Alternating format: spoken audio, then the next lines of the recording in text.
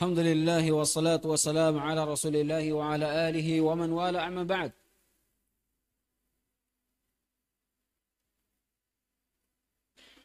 Insyaallah pada hari ini kita akan mengkaji salah satu kitab dari kitab yang sangat mulia, yaitu kitab Riyadhus Shalihin karangan Imam An-Nawawi rahimahullah. Saat ini kita sedang membahas kitab bab at-taqwa, bab fit taqwa atau bab taqwa. Sebelum kita masuk ke dalam bab taqwa, sebelum masuk kita bab at-taqwa,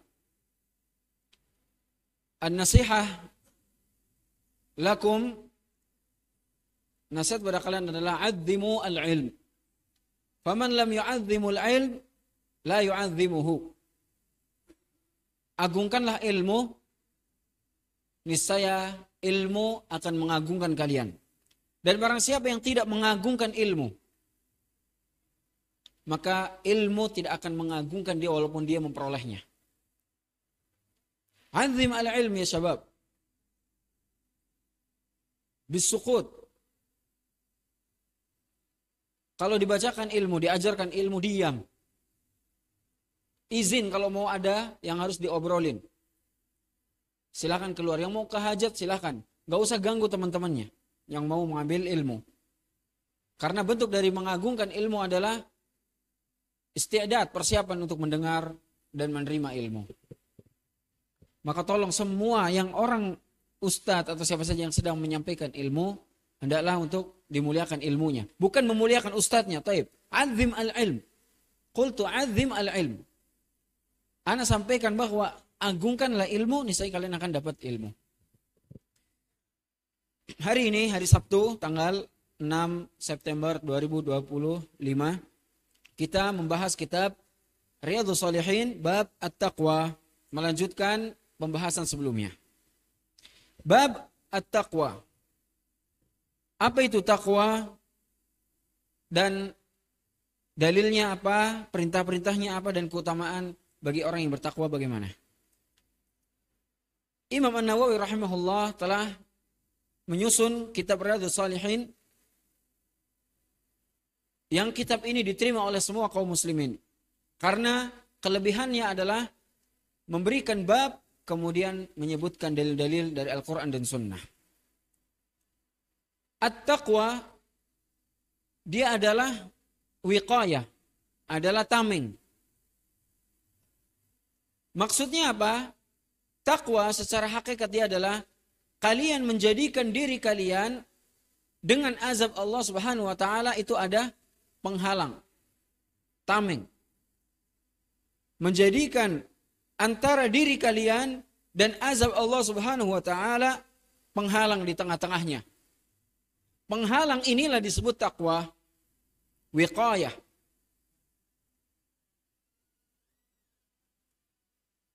Lalu maksud dari wiqayah, penghalang yang antara kalian dan azab Allah itu apa? Mewujudkannya bagaimana?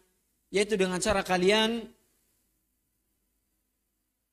menjalankan perintah-perintah Allah Subhanahu wa taala dan menjauhi larangannya. Yaitu dengan ketaatan kepada Allah Subhanahu wa taala. Takwa itu artinya dengan cara kita taat kepada Allah, yaitu dengan cara menjalankan perintah dan menjauhi larangan. Inilah takwa. Inilah takwa. Saya ulangi, takwa dia adalah tameng. Yaitu kalian menjadikan antara diri kalian dan azab Allah Subhanahu wa taala ada tameng di tengahnya. Tameng inilah disebut dengan takwa. Lalu takwa hakikatnya bagaimana, Ustaz? Takwa adalah ketundukan atau ketaatan kita kepada Allah Subhanahu wa taala. Bagaimana cara kita mewujudkan ketundukan, ketaatan kepada Allah? Yaitu dengan dua cara. Menjalankan perintah-perintahnya dan menjauhi larangan-larangannya. Inilah takwa. Kemudian selanjutnya Imam An-Nawawi rahimahullah menyebutkan 3 dalil dari Al-Quran tentang perintah Allah Subhanahu wa taala kepada kita agar kita bertakwa. Dalil yang pertama disebutkan oleh Imam Nawawi yaitu dalam surat Ali Imran. Ya ayyuhalladzina amanu taqullaha haqqa tuqatih wa la tamutunna illa wa antum muslimun. Dalil yang kedua, penjelasan terhadap masalah takwa ini, yaitu firman Allah Subhanahu wa taala dalam surat At-Taghabun, fattaqullaha mastata'tum. Kemudian Imam Nawawi rahimahullah juga menyebutkan dalil yang berikutnya yaitu dalam surat Al-Ahzab, ya ayyuhalladzina amanu taqullaha wa qulu qawlan sadida. 3 ayat ini menerangkan bahwasanya Allah Subhanahu wa taala memerintahkan kita untuk bertakwa. Dan ayat-ayat tentang perintah kepada takwa itu banyak sekali dalam Al-Qur'an. Tidak hanya ini. Namun ini disebutkan hanya sebagian yang menunjukkan Allah Subhanahu wa taala memerintahkan kita untuk bertakwa. Ayat yang pertama, ya ayyuhalladzina amanu taqullaha haqqa tuqatih wa la tamutunna illa wa antum muslimun. Wahai orang-orang yang beriman, ya ayyuhalladzina amanu, orang-orang yang beriman, wahai orang-orang yang beriman. Allah Subhanahu wa taala menyeru orang-orang yang mereka beriman. Ittaqullaha. Kemudian Allah perintahkan bertakwalah kalian kepada Allah. Haqqa tuqatih, dengan ketakwaan yang benar. Wala tamutunna illa wa antum muslimun. Dan jangan sampai kalian meninggal kecuali kalian dalam keadaan muslim. Kaitannya terhadap iman, bahwa hakikatul iman, hakikat sebenarnya tentang keimanan itu ada pada takwa. Makanya Allah Subhanahu wa taala memerintahkan ya ayyuhalladzina amanu ittaqullaha haqqa tuqatih. Bertakwalah kalian kepada Allah dengan sebenar-benarnya takwa. Wattaqullah di sini adalah ilzamu taqwa. Berpegang teguhlah kalian dengan takwa, yaitu apa? Ketaatan kepada Allah. Wahai orang-orang yang beriman, berpegang teguhlah terhadap ketaatan kalian kepada Allah Subhanahu wa taala dengan sebenar-benarnya.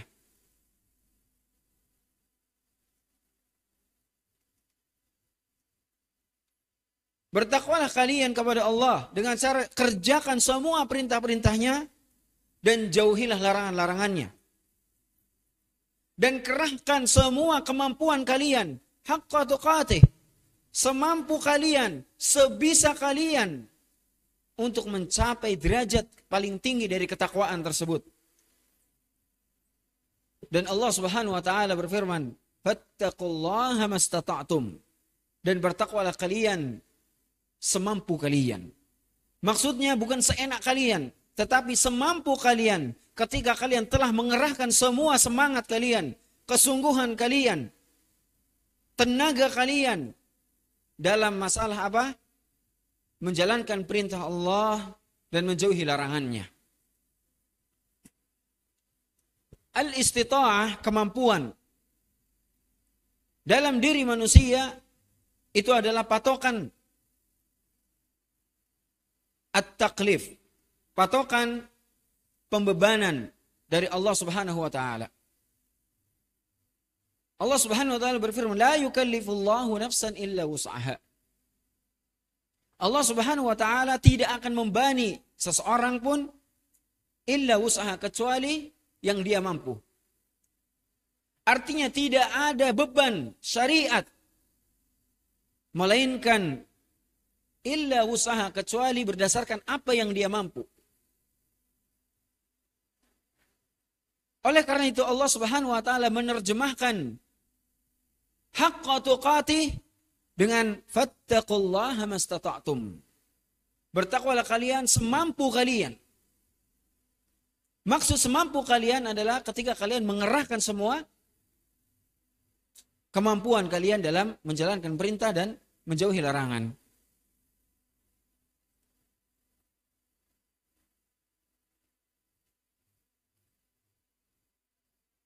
kemampuan istita'ah itu dasarnya karena di dalam manusia Allah Subhanahu wa taala ciptakan dua hal yang pernah Ustaz sampaikan ini. Yaitu al-iradatu wal qudrah. Manusia kita semuanya Allah ciptakan dalam diri kita dua hal. Al-iradah yaitu kehendak. Wal qudrah kemampuan.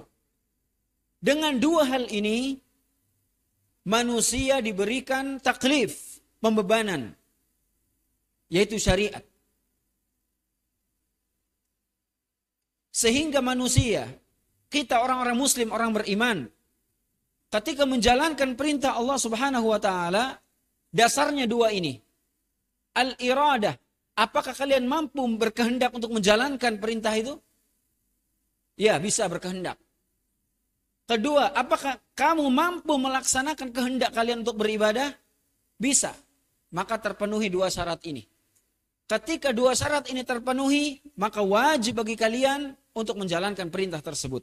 Kalau meninggalkannya, maka berdosa. Contohnya, Allah Subhanahu wa taala mensyariatkan, memerintahkan kita untuk salat 5 waktu. Subuh, zuhur, asar, maghrib, dan isya.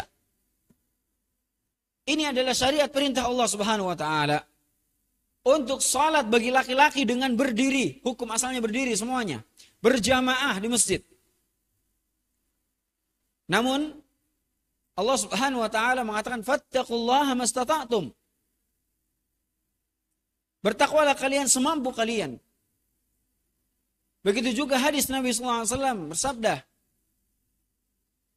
"Idza amartukum bi syai'in bi amrin fattaqullaha mastata'tum." Apabila kita perintahkan bi amrin dengan suatu perintah, kata Nabi SAW, fa'tu mastata'tum. Atau fattaqullaha mastata'tum. Maka kerjakanlah semampu kalian. Istita'ah, kemampuan ini adalah tadi, kembali kepada dua hal. Iradah wal qudrah. Apa itu iradah? Kehendak. Wal qudrah adalah kemampuan dia dalam melaksanakan kehendak dia. Ketika kita mengetahui bahwa sholat 5 waktu di sini di jamaah di masjid adalah wajib,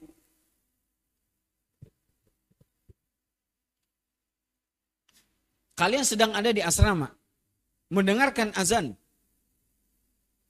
Apakah kalian tidak mampu, tidak bisa al-iradah, berkehendak untuk datang ke masjid? Lah, kalian pasti mampu dalam hati. Ya, saya mau mana? Memenuhi perintah Allah Subhanahu wa taala itu salat di masjid. Ketika kalian mampu berkehendak, kemudian kedua kalian mampu melaksanakan kehendak tersebut, maka sudah wajib bagi kalian melaksanakan perintah tersebut. Kalau tidak kalian laksanakan akibat karena hawa nafsu, maka itulah menjadi dosa dan hal tersebut menjadi patokan kelak di akhirat. Allah Subhanahu wa taala mengazab. Jadi kelak di akhirat Allah Subhanahu wa taala tidak akan mengazab seorang hamba yang dia meninggalkan perintah Allah atau menerjang larangan Allah kecuali terpenuhi dua hal tadi. Ada iradah dalam diri manusia dan ada kemampuan dalam melaksanakan iradahnya dalam dirinya. Jika dua hal itu terpenuhi, tidak ada hujah lagi sudah. Kalian duduk di sini, iradatukum. Kalian berkehendak. Kalau tidak berkehendak, nggak mungkin kalian bisa duduk di majelis ini. Kemudian ada qudrah, kemampuan, yaitu berjalan kaki ke sini dan duduk di sini. Kalian mampu. Maka kalian duduk di majelis taklim ini dengan dua dasarnya. Kemauan kalian, kehendak kalian, dan yang kedua, dan kalian mampu untuk datang ke sini dan duduk di sini. Oleh karena itu, dengan dua hal ini Allah akan balas pahala. Karena ada iradah dan kemampuan kalian, sehingga terwujudnya kalian, sehingga bisa duduk di sini bermajelis taklim. Itulah istita'ah. Fastata'tum. Ketika kalian mendengar perintah-perintah Allah, maka datangilah dengan semampu kalian. Yaitu apa? Dengan cara apa kalian? Semampu kalian mengerahkan semua semangat kalian dan kesungguhan kalian. Itu. Kemudian firman Allah, ya ayyuhalladzina amanu taqullaha wa qulu qawlan sadida. Wahai orang-orang yang beriman, ini perintah Allah Subhanahu wa taala. Lagi-lagi, ya ayyuhalladzina amanu taqullaha. Orang-orang yang beriman yang diseru. Bertakwalah kalian kepada Allah.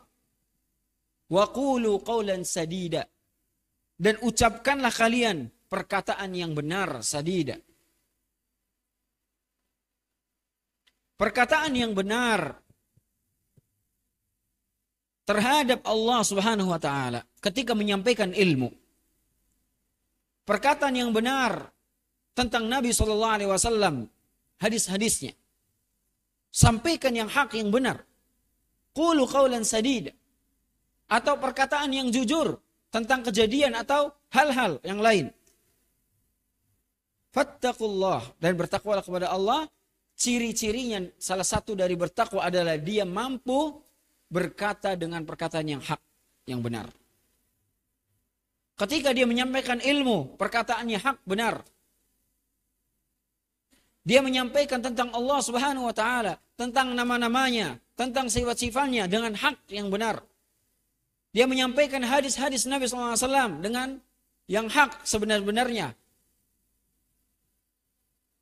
Ini perintah dari Allah Subhanahu wa taala, dan itu adalah ciri-ciri dari orang yang bertakwa. Allah Subhanahu wa taala memerintahkan kalian, kita semuanya yang beriman, untuk bertakwa. Kemudian Allah Subhanahu wa taala perintahkan wa qulu qawlan sadida. Kenapa? Karena salah satu bentuk dari ketakwaan, ciri-cirinya adalah dia mampu mengatakan dengan perkataan yang hak, yang benar.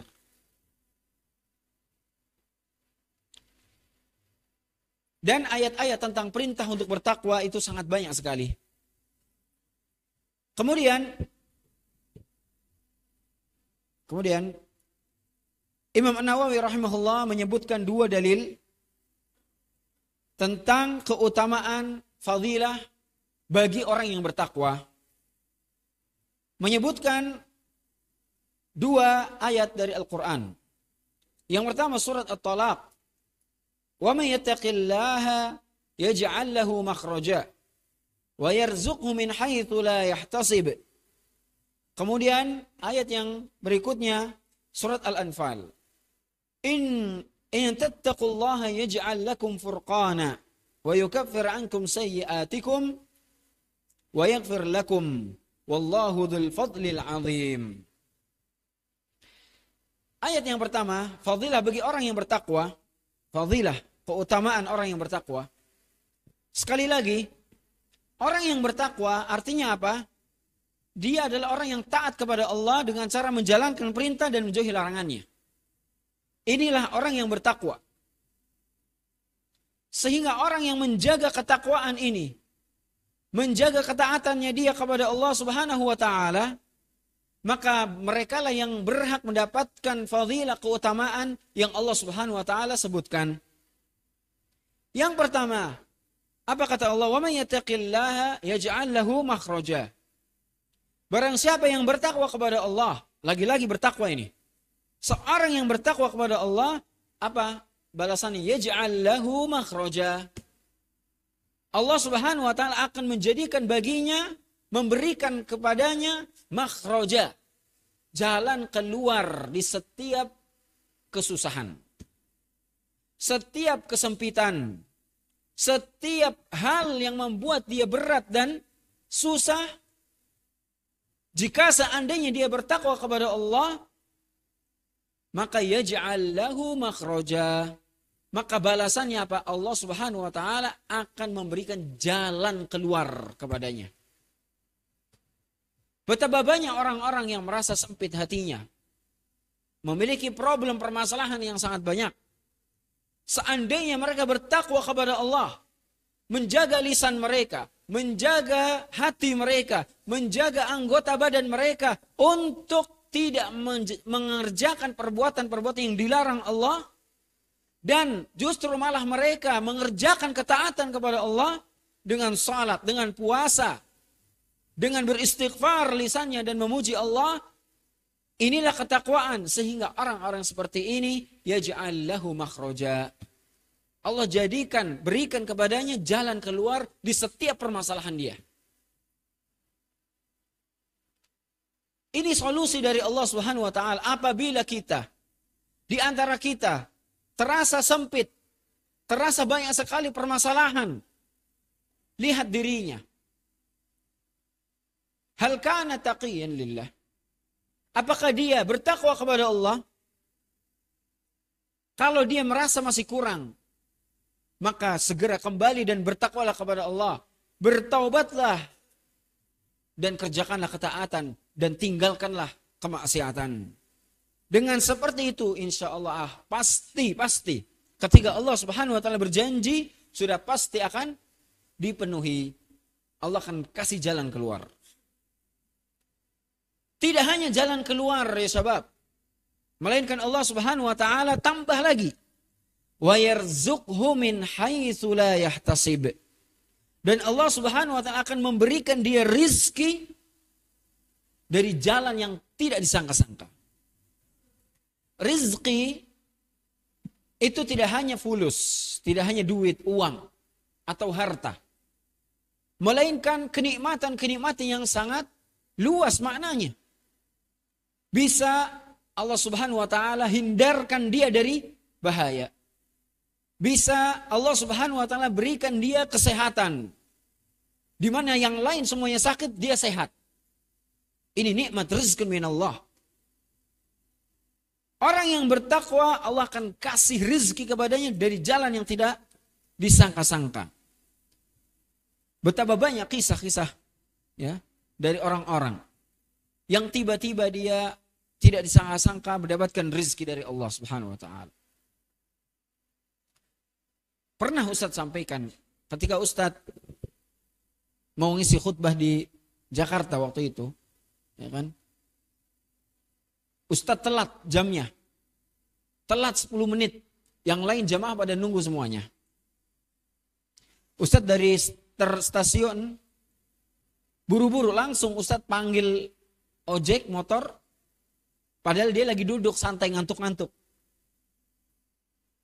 Langsung Ustadz temuin, Pak, antar saya Pak ke masjid. Masjid mana? Udah jalan aja. Jalan ya, saya tahu jalannya. Udah jalan aja. Jalan, jadi dia nggak tahu, mungkin dia baru ngantuk, nggak dapat orderan.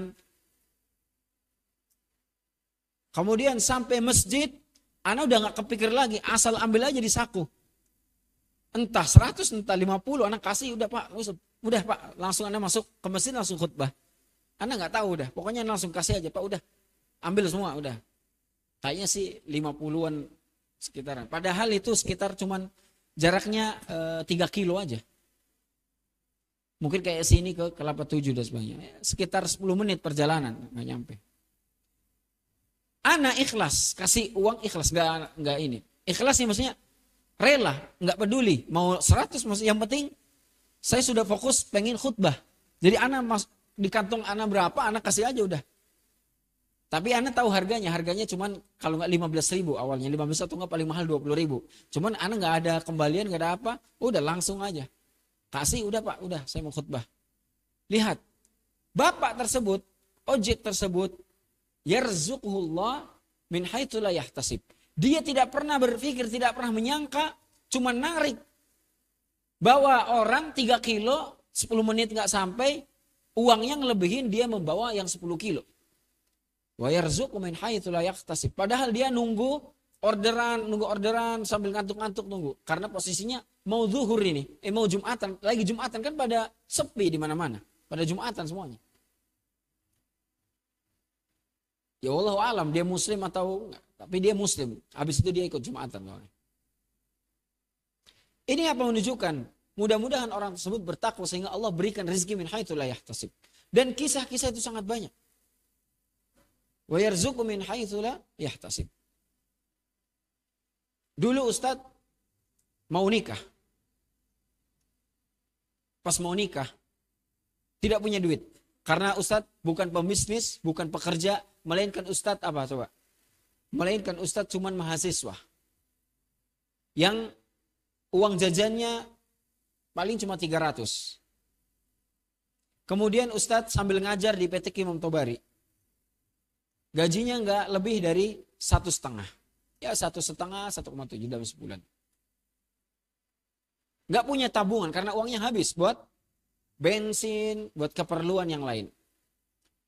Pokoknya pengen nikah, gimana caranya nikah? Wallah, ana doa kepada Allah SWT, ya Allah, ana pengen nikah. Udah, bismillah, tawakalna ala Allah. Tiba-tiba ngelamar, ana ngelihat, ngelamar diterima, selesai. Tengok duitnya di ATM, cuman 3.500.000. Waduh, baru ngumpulin 3.500.000. Syarat nikah berapa di daerah Jawa Barat? Paling sedikit 20 juta. Waduh, uang dari mana ini? Udah nggak apa-apa, bismillah, lanjut aja. Oke. Masalah duit insya Allah ada. Tiba-tiba, ini rizq minallah. Wallah masalah. Baru setelah lamaran, 1 minggu setelahnya anak makbul di UIM. Diterima di Madinah. Tahu nggak?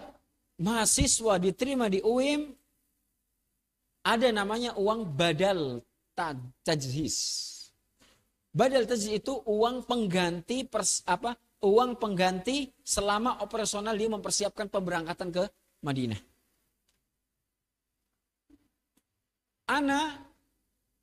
Orang tidak punya uang.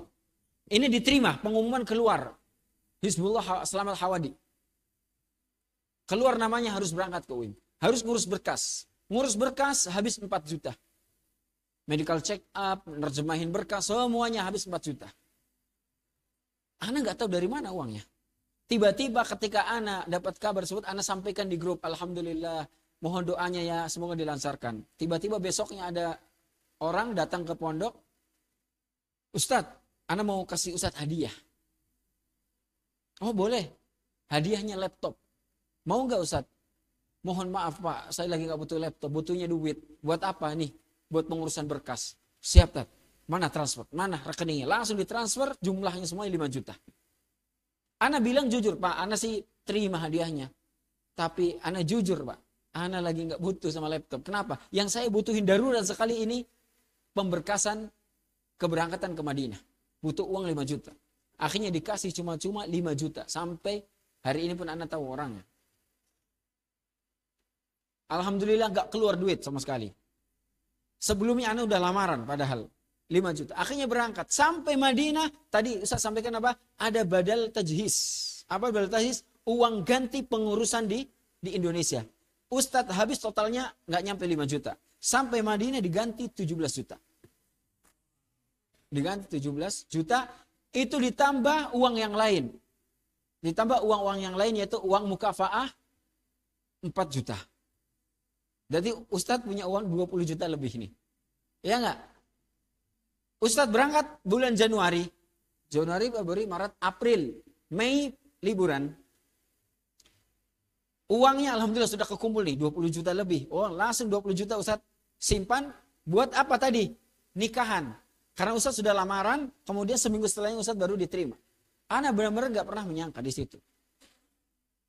Wa yarzuqu min haitsu. Jadi rezeki tidak diduga-duga itu min Allah Subhanahu wa taala. Kemudian besoknya liburan, bulan Mei datang, Juninya nikah sudah. Dari uang mana? Min haitsu la yahtasib min Allah. Dari Allah Subhanahu wa taala. Kisah-kisah seperti ini sangat banyak.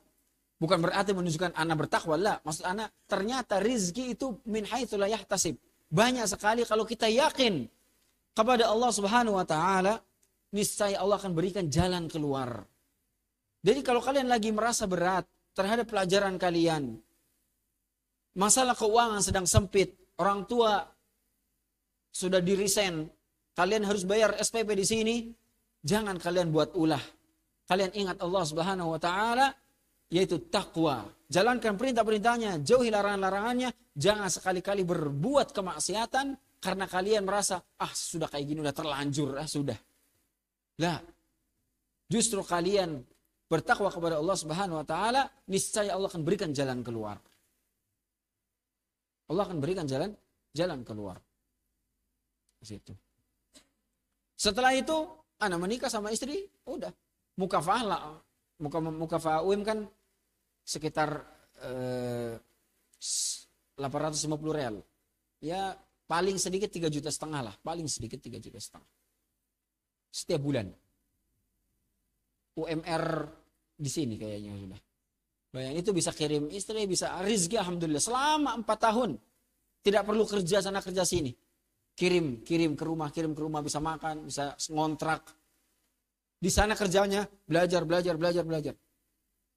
Ini juga motivasi buat kalian untuk jangan pesimis. Harus belajar, memantaskan diri, daftar Madinah insyaallah nanti ya. Ini intinya bagi orang-orang yang sedang kesusahan, hendaklah dia ingat bertakwa kepada Allah. Kalau dia bertakwa, Allah akan kasih jalan keluar dan dikasih rezeki dari jalan yang tidak terduga. Kemudian yang terakhir adalah tentang firman Allah Subhanahu wa taala, keutamaan bagi orang yang bertakwa, "In tattaqullaha yaj'al lakum furqana wa yukaffir ankum sayyi'atikum wa yaghfir lakum wallahu dzul fadlil 'adzim." Jika seandainya kalian bertakwa kepada Allah, ini Allah kasih janji ini. Kalau seandainya kalian bertakwa kepada Allah Subhanahu wa taala, yaj'al lakum furqana. Allah akan menjadikan kalian furqan, mampu membedakan mana yang hak dan mana yang batil. Furqan adalah pembeda, dia mampu membedakan ini jalan kebenaran, ini jalan kesesatan. Kalau kalian bertakwa kepada Allah, Allah akan berikan hidayah kepada kalian. Allah akan berikan taufik kepada kalian untuk mengerti, oh ini jalan yang hak, ini jalan yang batil. Dan ini adalah keutamaan yang sangat luar biasa. Allah kasih taufik dan kasih hidayah. Kalau Allah Subhanahu wa taala sudah memberikan taufik kepadanya, kepada hidayah kepadanya, siapa yang akan menyesatkan dia? Tidak ada. Makanya kuncinya adalah bertakwa sama Allah, niscaya kita akan diberikan taufik sama Allah. Kemudian wa yukaffir ankum sayyi'atikum. Kemudian Allah Subhanahu wa taala juga akan menghapus kesalahan kalian. Kalau kalian bertakwa, selain kalian akan diberikan hidayah dan taufik, jalan al-haq, kebenaran, dan menjauhi larangan, salah satunya adalah Allah memudahkan kalian. Allah Subhanahu wa taala akan menghapus kesalahan-kesalahan kalian yang sebelumnya. Wa yaghfir lakum, tidak hanya dihapus, Allah ampunin sudah. Tidak dianggap dosa-dosa kalian sudah. Wallahu dzul fadlil 'adzim. Sesungguhnya Allah Subhanahu wa taala Maha memiliki al-fadl al-'adzim, keutamaan yang sangat mulia. Makanya janji Allah ini akan terpenuhi apabila benar-benar seorang hamba tersebut memenuhi ketakwaan dia. Yaitu apa? Dengan cara dia taat kepada Allah, menjauhi, yaitu dengan cara melaksanakan perintah dan menjauhi larangan. Sehingga Allah Subhanahu wa taala akan menjadikan di furqan. Dia mampu membedakan, alhamdulillah yang ini hak, yang ini na'udzubillah kesesatan. Sehingga dia diberikan taufik menjalankan, mengikuti jalan al-haq dan menjauhi jalan kesesatan. Ini penjelasan tentang takwa, makna takwa. Kemudian hakikat dari takwa dan perintah Allah Subhanahu wa taala terhadap takwa.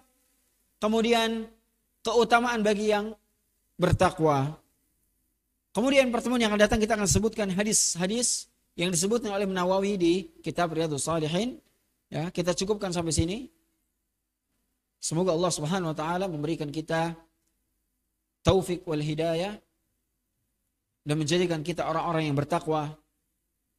Sehingga apabila kita bertakwa kepada Allah Subhanahu wa taala, kita akan diberikan jalan kemudahan dalam segala kesusahan. Wassallallahu ala Muhammadin wa ala alihi wa sahbihi wasallam. Assalamualaikum warahmatullahi wabarakatuh.